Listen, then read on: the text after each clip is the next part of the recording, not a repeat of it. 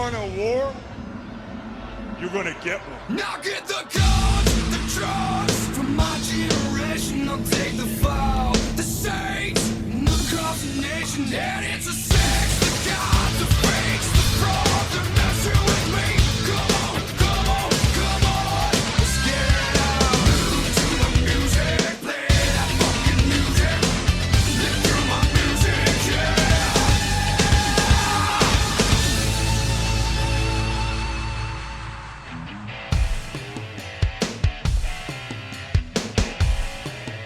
Welcome back to Reliving the War, and welcome to the 27th of January 1997. WCW just presented Clash of the Champions 34 and NWO Sold Out. Their Nitro show is live from Des Moines, Iowa, while WWF Raw is a taped show from Beaumont, Texas. Make sure you watch the Clash of the Champions and Sold Out videos to see where we're currently at with WCW's programming, and if you're all caught up, let's check out the first 60 minutes of Monday Nitro.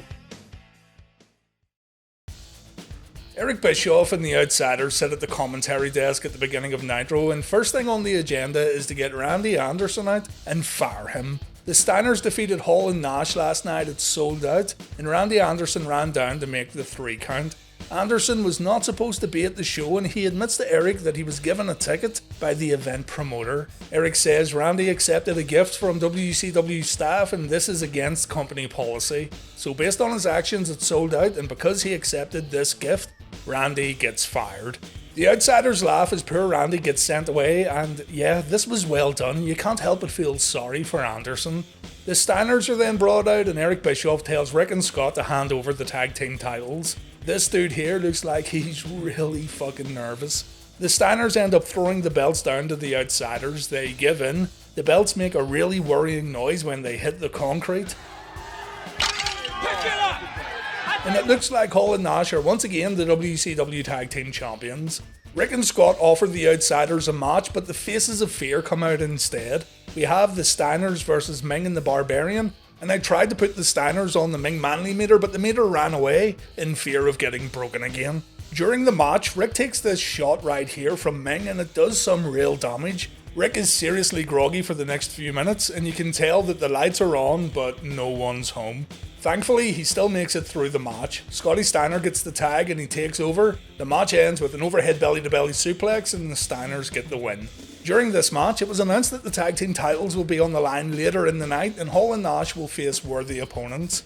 And also, Hollywood Hulk Hogan is in the building, and he will appear on Nitro. Tony and Larry are now on commentary duties as our next match begins. The extremely charismatic Roadblock taking on the Giant. The Giant absolutely destroys Roadblock, and after the bout, he challenges Hulk Hogan to a Sold Out rematch. The Giant wants Hogan tonight in the main event of Monday Nitro.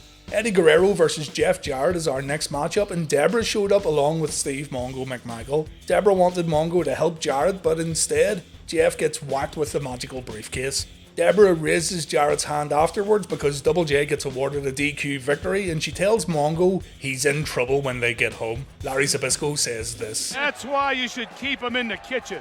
The commentators then try to show footage of the Piper vs Hogan match at Sold Out, but the tape gets interrupted. Out comes Eric Bischoff shouting at Tony and Larry to never pull a stunt like that again, and Eazy-E destroys the tape before walking off. We have Ultimo Dragon versus Billy Pearl. I know I've seen this guy before, and yeah, it's Brian Walsh. We saw him wrestle on Raw all the way back in episode 7. Do you ever watch old episodes of Reliving the War these days? It's fucking painful, isn't it? Anyway, Dragon predictably wins the match, but surprisingly, Walsh got in quite a lot of offense. Even after the troubles earlier with Deborah and Mongo, the Horsemen come out and they say they're finally united as one. Honestly, it's just more of the same here. Deborah bullshits by saying she supported Benoit from the start. Benoit talks about beating Sullivan at the Clash and he's taken everything away from him. Double A and Mongo continue to hate Jeff Jarrett. Nothing is progressed here. Benoit announces though that he will be in action later tonight. Lex Luger versus Ron Powers? Let me check this. He lasts for 2 weeks before taking a 3-year break, never to be seen in WCW again. Brilliant. What exactly happened while he was there that made him take a 3-year break? Luger wins with the rack. It lasts all of 60 seconds. That's what she said. Lex gets interviewed afterwards and he puts the Giant over. Lex says the NWO needs to be stopped and the Total Package knows firsthand how dangerous the Giant can be. Lex welcomes the Giant as a member of WCW and Lex is happy to have the Giant fighting the good fight. And that was the first 60 minutes of Monday Nitro, very promo heavy but still entertaining. No reason not to give Nitro the unopposed point this week. Raw kicks off with action straight away. We have Ahmed Johnson versus Crush, while WCW gives us the Amazing French Canadians, no, not the Quebecers, the Amazing French Canadians versus Arn Anderson and Steve McMichael. Savio Vega is now a member of the Nation of Domination, by the way. Savio joined the group on Shotgun Saturday night, but we'll look at this a little later on.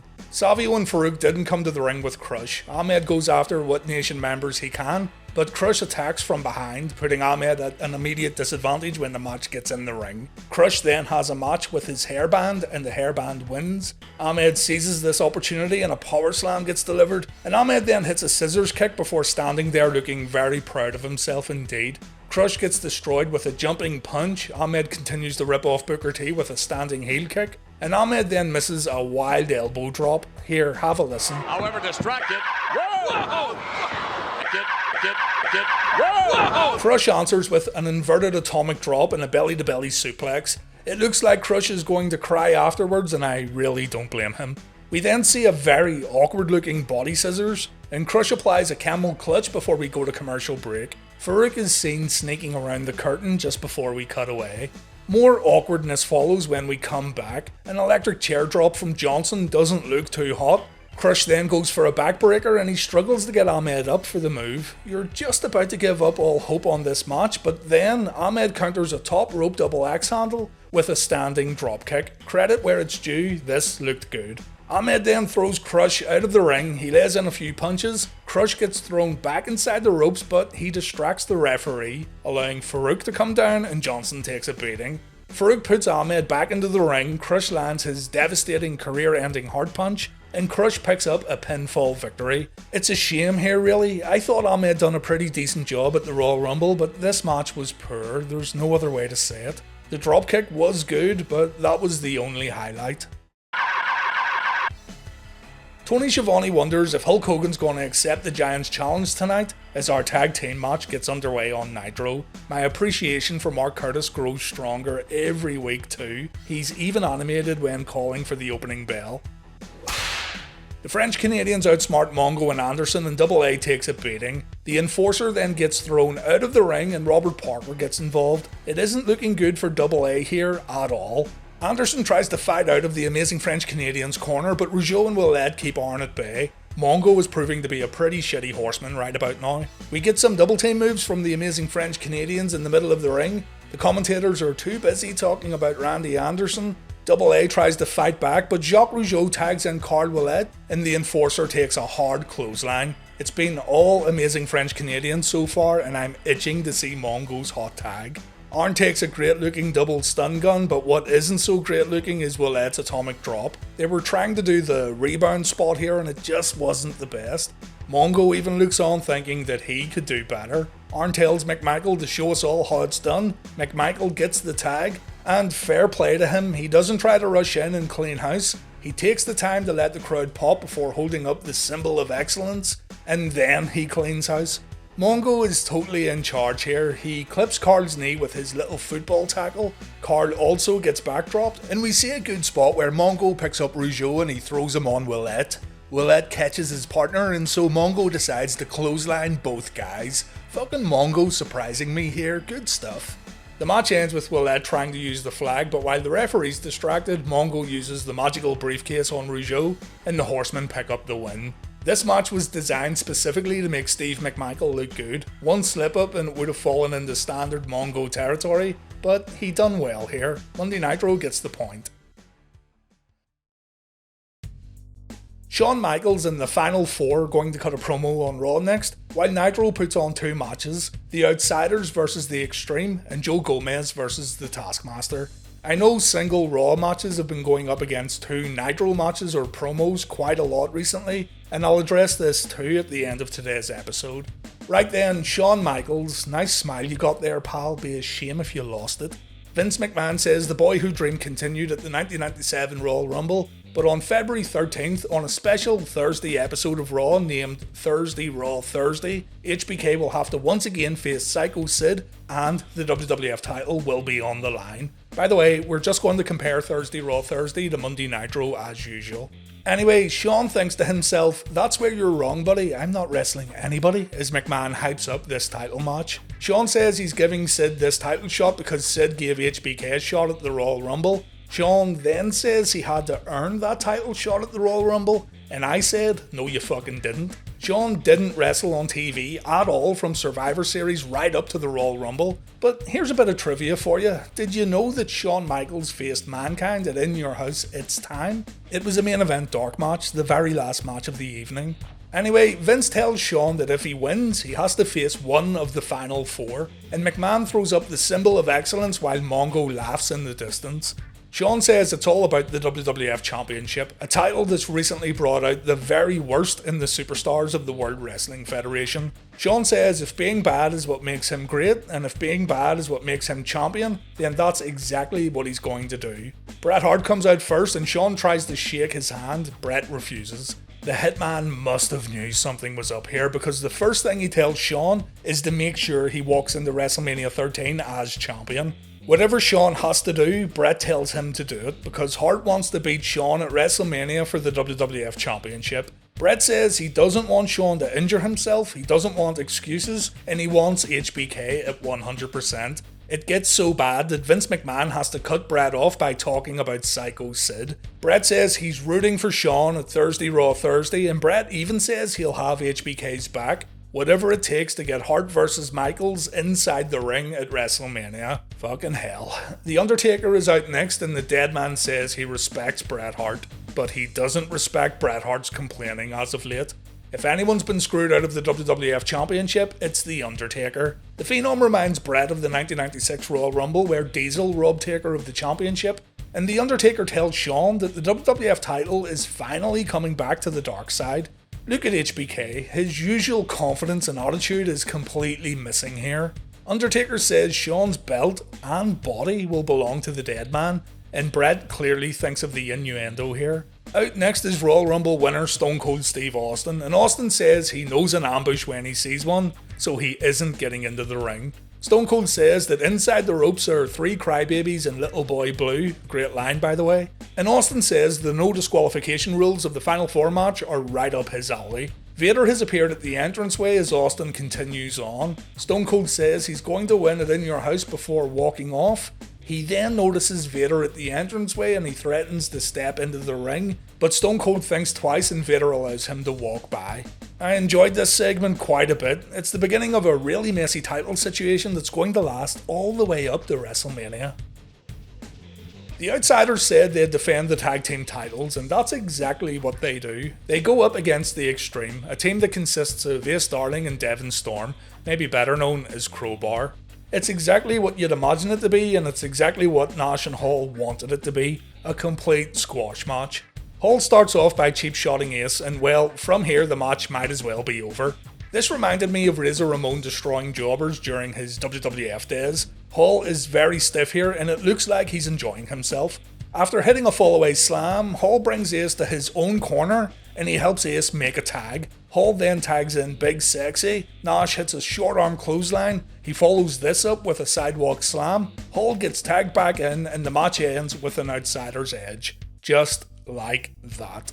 The draw here is seeing the Outsiders. It's easy to look back in hindsight and rip these guys apart, but the crowd absolutely ate up anything these two did. They looked unstoppable, they looked incredibly strong, but anyone wanting to see a competitive wrestling match should probably switch the channel. Still, it's pretty hard to switch the channel when Hall and Nash walk out. Hope you really like squash matches, by the way, because the Taskmaster defeated Joe Gomez next in around 45 seconds. There's a fist fight to start us off, but the match quickly goes to the outside, where Sullivan throws a chair at Gomez. They get back in the ring, Sullivan lands a right hand, we see the double stomp, and the Taskmaster wins via pinfall. Absolute shite.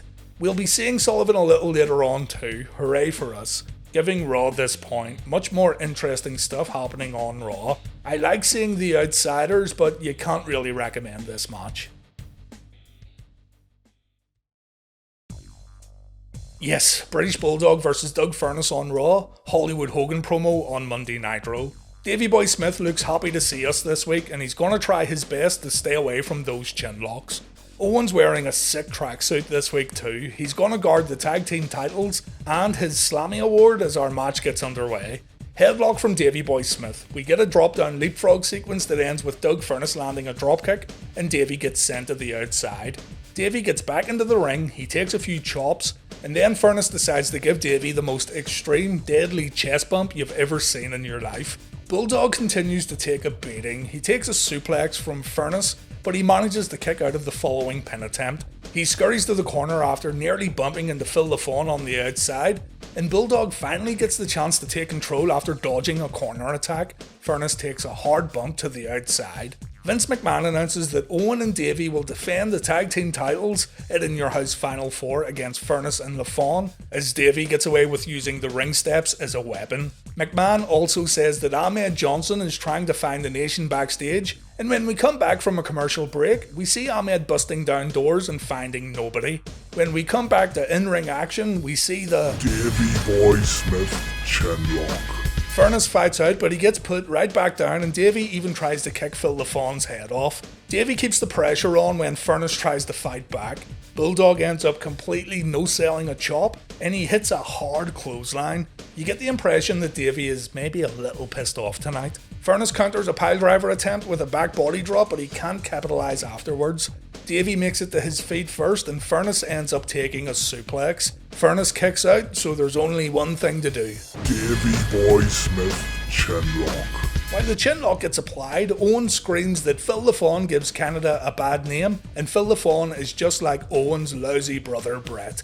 Furnas fights out and he manages to hit another dropkick. He follows this up with an overhead belly-to-belly suplex, and then he hits Davey with a power slam that was dangerously close to not having enough rotation. After Davey kicks out of another pin attempt, he counters a Frankensteiner with a powerbomb. He covers Furnas, but Furnas kicks out. Owen jumps on the apron holding his Slammy award, and Phil LaFawn also jumps up. The plan is obvious here, and Owen gets ready to whack Furnas, but Furnas counters it and Davey gets nailed.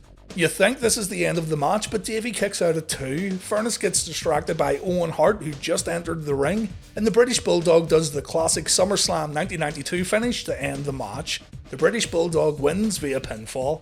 After the bout, the Bulldog and Owen tease a breakup. Davey isn't happy that Owen hit him with the Slammy award, and Owen apologises. A Bulldog chant breaks out in the audience as the two men continue to argue. Davey even throws down his tag team belt when Owen tries to give it to him, but eventually the two men shake hands and the crowd boos. There was an opportunity here to turn Davey Boy face, but the WWF were going to let this one play out for a few weeks. A good TV match, by the way. I enjoyed this one. What's Hogan got to say this week then, and will he accept the Giant's challenge to another match? Let's find out. Bischoff couldn't brown nose Hogan anymore if he tried. Bischoff talks about Hogan's scientific wrestling display last night, and yes, I know he's being sarcastic. Hulk wants to stand at the other side of Eric though, so he can show off his wanking arm. Hogan is clearly a lefty when shaking his bestie, and that python is maybe a little more brothered than the other. Hulk says we have a failure to communicate here. Hulk said before that anyone who steps into the ring with Hollywood is simply not in the same league. Hulk says he worked the Giant over with some Olympic-style wrestling moves last night, and I like how the first thing Hogan thinks of when thinking about technical wrestling is a reverse fireman's carry. Technical maneuvers, reverse fireman carries. It's so random. Hulk says he's got a new movie coming up, Shadow Soldiers. I think he meant Shadow Warriors here, for fuck's sake, Hulk. Maybe it was the early name for the movie, who knows. As Hogan continues to put himself over, Randy Savage and Sting show up and they watch from the audience. Bischoff tells Savage he still isn't allowed to compete in a WCW ring, but if he joins the New World Order, well then that's an option that could work. Sting and Savage disappear and Hogan confirms that he'll face the Giant tonight. He even says he'd wrestle the Giant 9 times a week for free. I fucking bet he wouldn't. Decent Hogan promo here. You know what you're getting with these interview spots, and I much prefer these promos in the middle of Nitro instead of at the very end. Still, I'm going with Monday Night Raw. Bulldog vs Furnas was pretty good.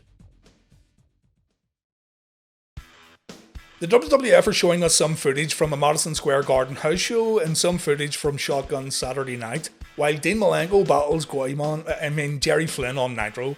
We see clips of a tag team match featuring Ahmed Johnson teaming up with Savio Vega. They were facing Crush and Farouk.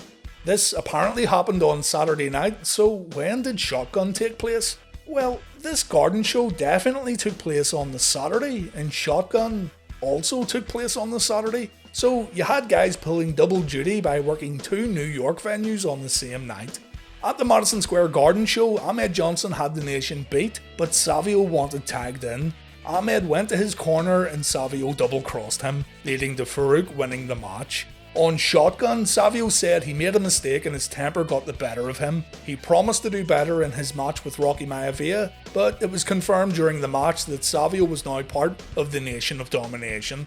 To be honest, they needed to do something, anything, with Savio Vega, and adding new Nation members made sense. This is the core Nation faction that we would see over the next couple of months.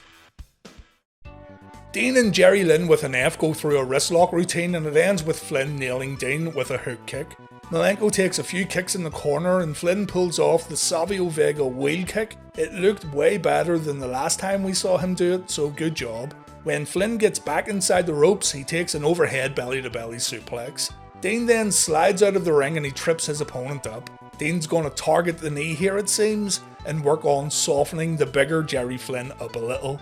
Dean gets back inside the ropes and he twists the knee and ankle. The match stays on the mat for a little while, and when the two men go to the corner, Flynn pulls off some rapid fire punches that look a little weird. Check this out. I'm confused. Flynn does make up for it by kicking Malenko off the top rope. Flynn then follows up with a good looking power slam, but upon closer inspection, it looks like Jerry almost brained himself while doing the move. Close call. Flynn tries to kick Dean, Dean grabs the leg. We see a Texas Cloverleaf and it's all over. Dean wins via submission. Not a great match. Dean is fantastic when on offense, and we didn't see much of that here. Interesting seeing Vega join the Nation of Domination, but it would have been better if this happened on Raw or even on pay-per-view. No points for either show. To end this week's episode of Reliving the War, we have a tag team match on Raw, Vader and Mankind taking on the Godwins, whoop-de-doo, and we have Hugh Morris vs Chris Benoit and the Giant vs Hulk Hogan on Nitro. This should tell you that the Giant vs Hogan match doesn't last very long, while the Godwins tag team match goes on forever. Let's get the Raw match out of the way first. And what really hit home while I watched this was how the WWF totally messed up when it came to Vader. I recently rewatched the whole Vader vs Ric Flair stuff from Starrcade 1993 for a video, and Vader was such an unstoppable force in WCW. And as much as I like Mick Foley, this tag team felt like a classic case of the WWF saying, "We have nothing for you guys." Anyway, we see footage of the WWF holding a press conference in the Toronto Skydome. Tiger Jeet Singh's son, Tiger Ali Singh, has joined the WWF. We'll see more of him in the future. As the bout begins, Vince McMahon announces that the 1997 Royal Rumble match will be shown next week on Raw.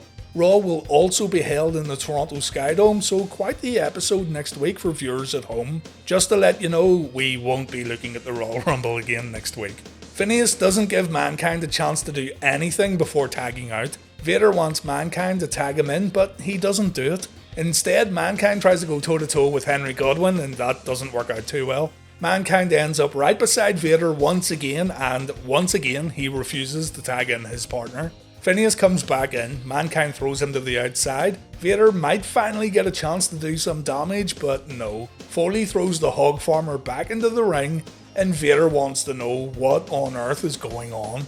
The two men stare at each other and Vader takes matters into his own hands. He ends up tagging in by getting into the ring and slapping Mankind on the back, and Mike Chioda allows this.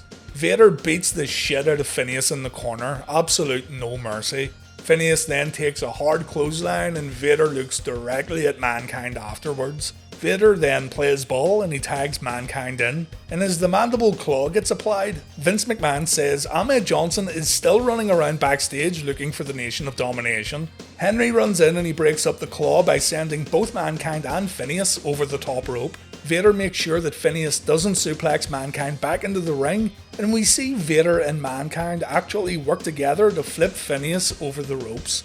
Paul Bearer can be heard telling his wrestlers to watch out for Henry coming by the stairs, and right enough, Henry leaps off the steps and a fist fight breaks out between he and Vader. Not gonna lie, this was awesome. We come back from a commercial break and Mankind hits his head on the ring post. Phineas and Foley tag out and Henry gets a chance to fight with Vader once again. Vader takes a clothesline and a body slam, but Henry pays with a thumb to the eye and a haymaker from the man they call Vader. Henry comes back with a sidewalk slam, but a follow-up elbow drop completely misses. Vader then goes to work once again on Henry before sending him to the outside of the ring, and the match comes to an end when Mankind swings a chair at the hog farmer, but he ends up hitting Vader. Henry gets back into the ring, and the Godwins win via countout. Again, gonna be honest, this was one of the better Godwins matches, and I think that's because they weren't afraid to get physical with Vader. Not a great main event, but not a terrible match either. Mankind leaves the ringside area before Vader can get to him, and just before Raw ends, we see Ahmed Johnson catching up with the Nation of Domination in the parking lot. Wolfie D, or I think it's Wolfie D, gets thrown into the car trunk and the Nation drives off. So Ahmed actually assisted the Nation in getting away. Makes perfect sense. Tony Schiavone gets a telegram from WCW offices and it says, "Hey Tony, you're a dickhead." Only kidding. It says that Hulk Hogan will defend the WCW Championship at Superbrawl on February 23rd, 97. Furthermore, Hogan will have to defend the championship against Roddy Piper, the man who defeated Hollywood Hogan at Starrcade 1996. So there you go, the Superbrawl main event is set in stone. We will, of course, look at Superbrawl when the time comes. Hugh Morris versus Chris Benoit then, and we get to see some of that Benoit intensity right at the opening bell. Chris goes hard at Morris here. Morris eventually comes back with a clothesline to the back of the neck, and the crowd goes quiet. Benoit takes a gorilla press slam that looked pretty impressive. Morris does a little more damage, but Benoit comes back with a hook clothesline, and wow, Benoit is seriously laying it in tonight. Morris breaks a pin attempt by throwing Benoit into the air. A few more strikes get shared between both men, but Morris flattens Benoit with a power slam. Morris then goes up for the No Laughing Matter. It's been renamed to the Last Laugh here apparently. But Morris misses the moonsault and then Chris goes upstairs. Chris nails the diving headbutt, but while all this was going on, someone jumped the guardrail and began pestering Woman. Chris gets distracted, Sullivan runs down and he nails Benoit with a wooden chair, and Hugh Morris picks up a pinfall win. This is the WCW debut of Jacqueline. Woman apparently knows who this is, but fans don't have a clue. Mean Gene tries to get to the bottom of this and Jacqueline doesn't give anything away, not even her name. Jimmy Hart says this is a problem, the Horsemen are having problems with their women, and Sullivan doesn't need this right now. But Kevin seems to be interested in what Jackie says. She rips into Woman and Deborah's physical appearances before telling Jimmy Hart that the Mouth of the South is a great manager, but he can't provide the Taskmaster with what he really needs. I mean, I'm sure he could if he really wanted to, but the promo ends with a lot of unanswered questions. All we know is that this unnamed woman has history with Sullivan, she wants to help the Taskmaster, and Sullivan seems intrigued. The Giant versus Hogan then. Hogan gets in the ring and he tells the fans that no one tells Hulk or the NWO what to do. He's going to make an example of the Giant tonight, and Hulk says Piper should come out too, so Hollywood can beat up both guys at the same time. We have around 4 minutes of TV time remaining by the time the Giant makes his entrance. Vincent and Hogan attack the big man as soon as he gets in the ring, but it doesn't take long for the Giant to wipe out both guys, and Vincent gets sent to the outside. Hogan gets his head smashed into the top turnbuckles a few times, and the Giant chops the NWO champion. Hulk gets choked at the ropes, and again he gets his head rammed into the turnbuckle pad. It's been all Giant here. Hogan rakes the Giant's face, and this allows the Hulkster to do a little damage afterwards. Giant takes a corner clothesline, but he comes right back with another big chop, and it isn't looking so good for Hollywood Hogan. Giant hits a weak looking backbreaker and he tries to pin Hulk. Vincent puts Hogan's foot on the ropes, and this leads to Vincent taking some punishment. Eric Bischoff then tries to stop Hogan from getting chokeslammed, and just as Giant was about to chokeslam Eric, the Outsiders hit the ring and they lay in a beating. It's a DQ finish, as expected. Lex Luger then comes out and it looks like he might have joined the NWO. He stares at the Giant for a bit, but then he walks around and he stands beside the Giant, and this is how Nitro went off the air. Left with a tough decision here. I didn't think the Raw match was that bad, but I also liked the debut of Jacqueline.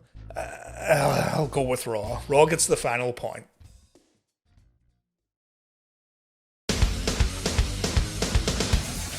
Raw wins this week's Reliving the War, and I think that's fair. I actually felt that Raw was better due to the Bulldog match, the Shawn Michaels and Final 4 promo, and the surprisingly physical tag team main event.